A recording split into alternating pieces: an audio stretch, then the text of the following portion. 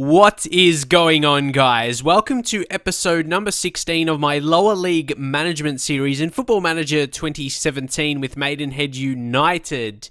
This is the season review of the second season. You can see we finished 12th. I played all the games and just finished off the last one now, so I can continue over the next week or so, and we can have more review of the season, everything like that. But before we do so, just go to the results and we'll go down here. As you can see, we didn't actually get too many wins, but also we didn't get too many losses in the last couple months playing the rest of the game since that last FA Trophy one. That's a pretty good sign. We got a lot of nil-nils. I've actually added another formation just to experiment, and I think we are going to go with this one into the second season, the second season in the National League, I should say, the third season overall.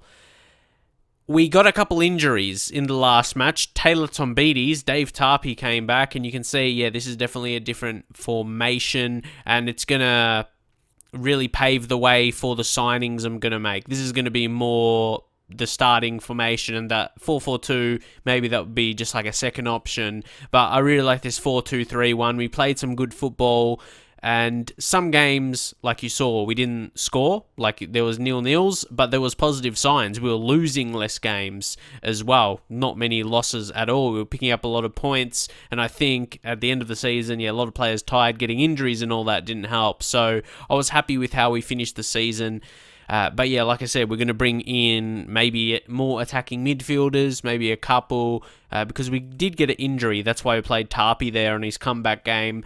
But also James Comley, he just picked up an injury, and it's damaged cruciate ligaments. He's out for 9 to 11 months, so he's going to miss a very large majority of the next season, and he's not on any ages or anything. He's not on anything really apart from just bonuses. So I think we're going to have to release him because he can't play the next season, and he wasn't playing too much this season anyway. So we're going to release him on a free because he can't play for us. That's pretty much normal. But anyway, what we're going to do here is review this season, and this is going to be big decisions, like which players we're going to keep on and everything like that. So this squad view here, there's a lot of information, everything like that, but I was wondering if we can see the general stats of the players or something like that.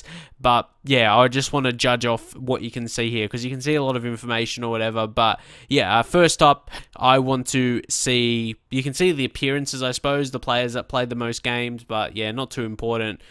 It's just something interesting you can see. But the most goals, as you can see here, Dave Tarpey, he actually scored the equal most with Kedwell in less games, quite a few less games, less starts as well, 17 less starts, and that one he just played in the final game of the season.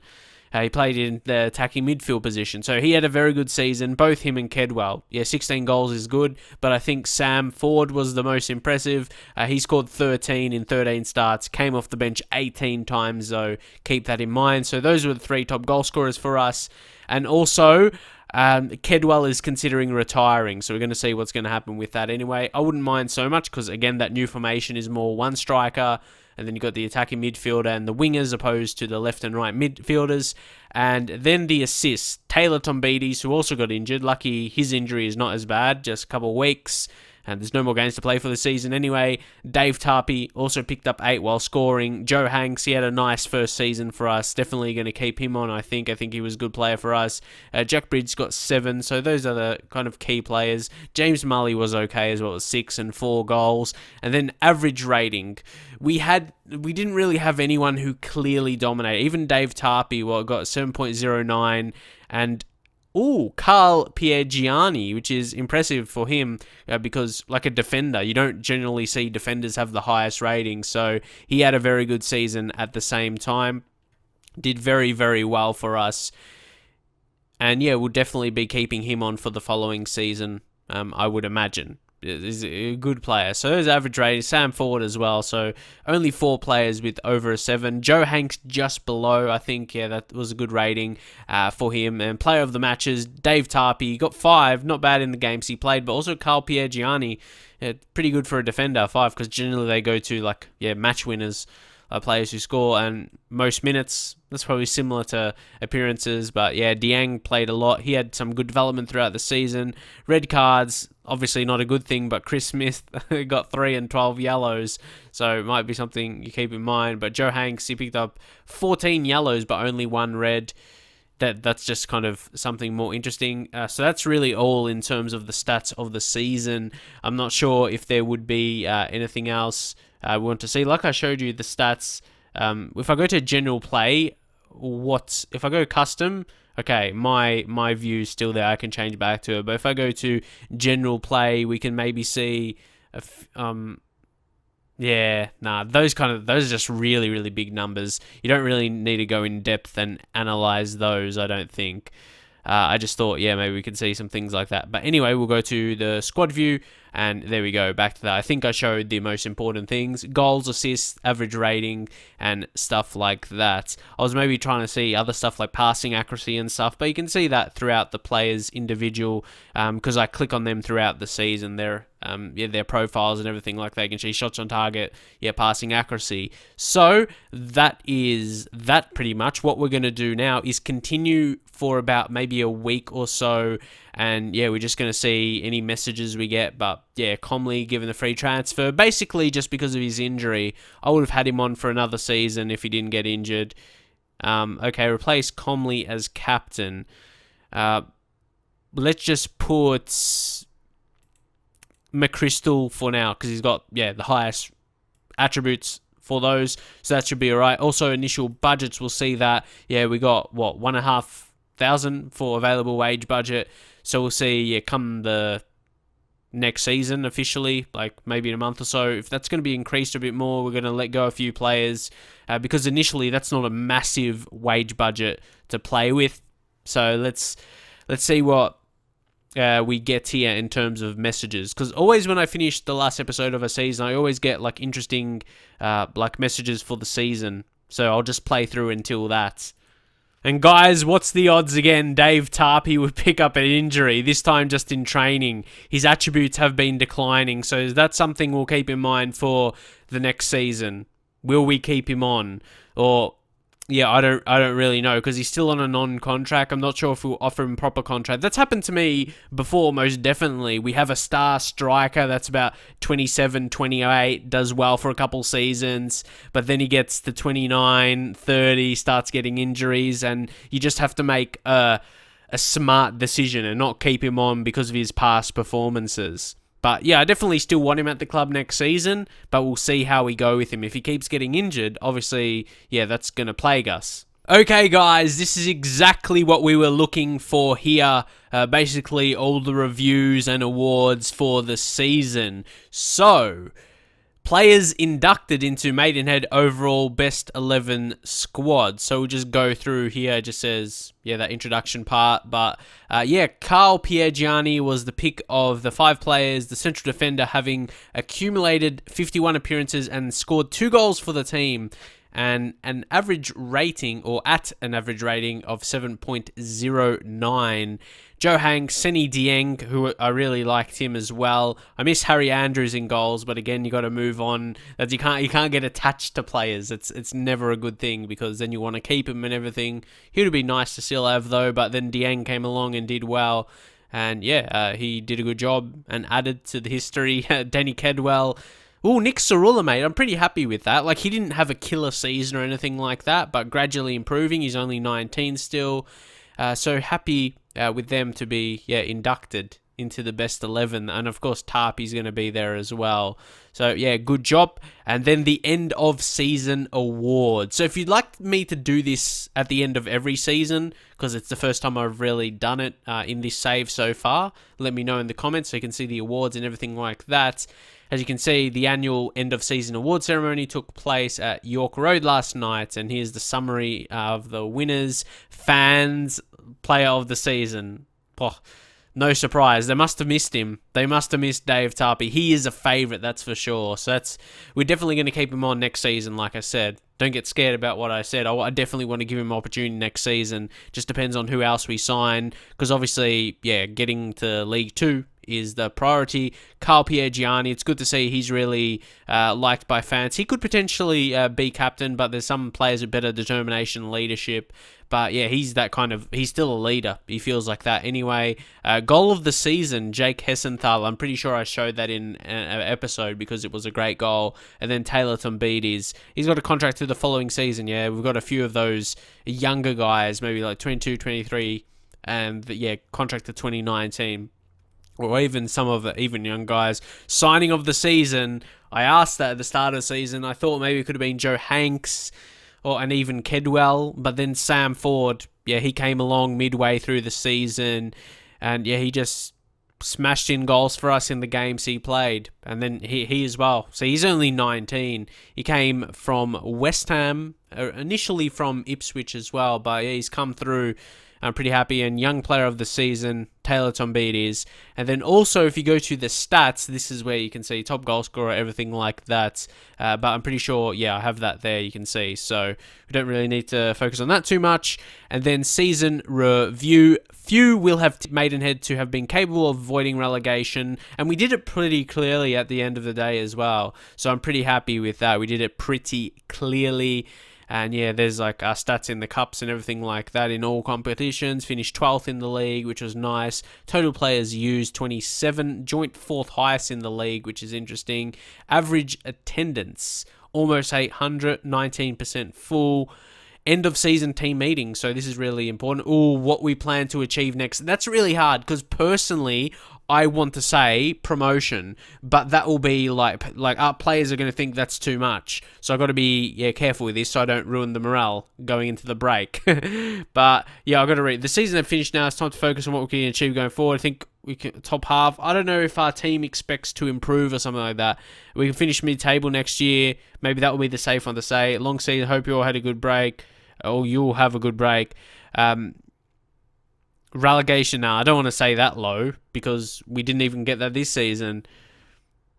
Make playoffs, that seems to be tough. Avoid relegations, don't think we'll be champion. I've got to say, I think mid-table, but I want more than that, just as the team's expectations. Yeah, I think I chose the right option there.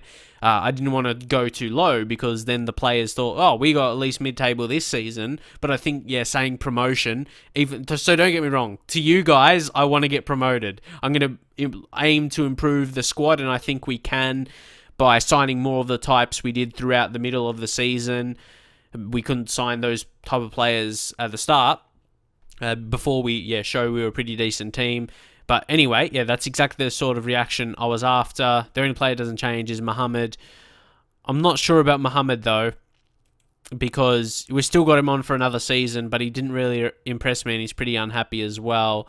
So if our worst thing for the season was signing Danny Kedwell, I think that's a pretty decent season then. Our worst signing is a player who scored 15 times in the league. Yeah, I think that for the worst thing of the season. Yeah, I don't mind that. So here we've got more scouting reports here. I'll take a look at more of these players. We've got Matt Payne. But yeah, I'll take a look. Making signings, everything like that. His contract's running out, yeah. He's got some nice attributes, but yeah, I like to analyze and generally, the preseason for me, signing players and stuff, that I do that over a whole day almost. So it might be a couple days before the next episode because I really like to focus on that, make sure I get the best signings, and also something else important. Players improving. Harry Good, we didn't play him too much this season. He was a bit disappointed with that, but he's still only 19. He's got a contract until the end of following season as well. He's got about League 2 potential to be an EFL League 2 central defender. So I'm not sure if we play him more next season. To me, his mental attributes are a bit... Maybe even send him out on loan. I'm not sure. It depends on our signings. We want to bring in stronger players, of course. Joe Hanks. These are the kind of players I want to bring in. And we've got a few... like that. Maybe guys that are 24 and younger, but they're still first team quality. But maybe someone like Good, who's like 19, not quite good enough. But yeah, Joe Hanks, I think, more of the same from him next season with slight improvements. Harry Cipriano, that same boat. He's only 21 as well. A very decent player for us signed last season. Now, if they're coming from League 1, played a few games there, obviously terribly, because he's not that quality, but I think he has potential. Yeah, again, EFL League 2, so we've got quite a group of players, well, a handful maybe of players that have got potential to be good in the next division, and they're almost at the age, well, only a few years away from the age where they should be at their best, maybe 23, 24. So yeah, Cipriano, a lot of balance attributes. Doesn't have too many lower attributes if you take a look at him. Then Seni Dieng, who's on loan, of course, but his contract runs out at the end of the season at QPR. So yeah, I'll consider him, but obviously other options. He was impressive later in the season if you check out his form. So yeah, yearly summary, that was pre-season. I always do it 5 weeks. Sometimes there's a bigger option. Okay, what I do is the middle option, but usually 5 weeks is. Maybe it's different for us because it's in lower league. I don't know. But either way, we'll do last 4 weeks. I always do the in-between option more correctly. So we'll do that, and yeah, that's exactly what I want. I wanted to review the team, like player stats-wise, and then also with the awards and everything like that. So if you enjoyed this review episode, drop a like on the video. Also, if you're excited for the next season. And I think that is it, guys. So as I mentioned, actually in my recent videos, I will be starting a new Football Manager save, and right now the most votes are a bit clearly to Borussia Dortmund. I actually did a save with them in Football Manager 2014, and back then it got a very good response back in 2014, so that's not even when I started. I started a couple years before that, but even that feels so long ago. But anyway, I should be starting that, but I did want to let you guys know that it won't affect this series. Maybe we'll start it in a week or something, or even in a couple of weeks. I'm not 100% sure, but I want you guys to know, you guys that enjoy this series specifically, won't be stopping or anything like that and continuing on because, yeah, the story is coming along very nicely. Still very, very early in this save, but I will be going all the way. And yeah, I don't want to, please know this, I don't want to promise of getting to the Premier League or anything like that, but I promise that I will keep playing it until I do. But if I don't, I'll try my very best, because I've seen people, obviously, they didn't end up getting to the Premier League. Maybe they just get to the Championship, because this is not easy. Obviously, in the fairy tale world, you would get to the Premier League, win the Premier League, and win Champions League. But sometimes it doesn't work out that way. So it will be interesting to see if I actually do. Do you think with this team, at some stage in this career, that I can get to the Premier League and then additionally win the Premier League and then win Champions League? So let me know in the comments what you think the best thing we will do. Maybe the highest we will ever finish. Maybe we could get to the Premier League but never get to the higher level. Let me know what your guys' opinion is in the comments, and I will see you guys in the very next video.